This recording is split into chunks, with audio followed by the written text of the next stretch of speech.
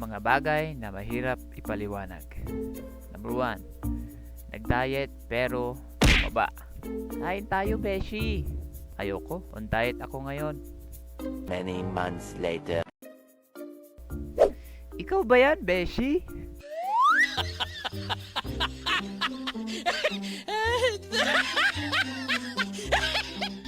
Diet pa more.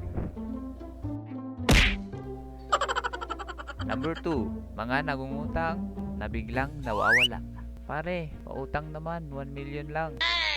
Sorry pare, wala akong pera eh. Parang awa mo na.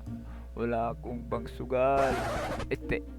Wala akong pambili ng gamot. Promise, babayaran kita bukas. Oh, sige. So, pare. 3 weeks later.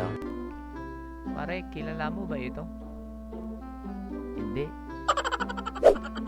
Number 3. Mga naglalahong pagkain sa ref. What? Number 4.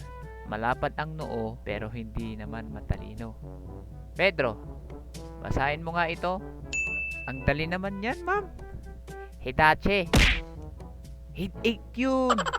Number 5. Motivation ng mga chismosa. What? May sahod ba kayo dyan pag nagchichismis kayo? Number 6. Nagmahal ng totoo pero palaging iniiwan.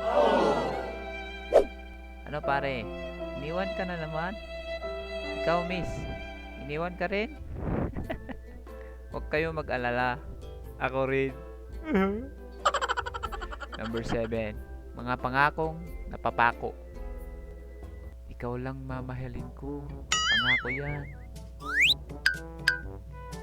Alam mo namang nagjo-joke lang ako, di ba? Number 8. Utak ng babae. Wala akong maisuot. Ha? Ang dami mong damit oh. Tulungan mo naman ako. Hindi mo ba ako mahal?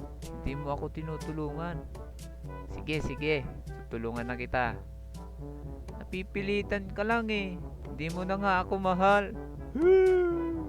Ha? Teka lang. Eh di ba? Huwag ka na magpaliwanag! What?